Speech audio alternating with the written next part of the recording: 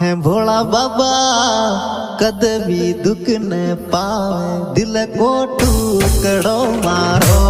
भोला बाबा कदमी दुख न पावे दिल को टुकड़ो मारो। भोला बाबा कदमी दुख न पावे दिल को टुकड़ो मारो।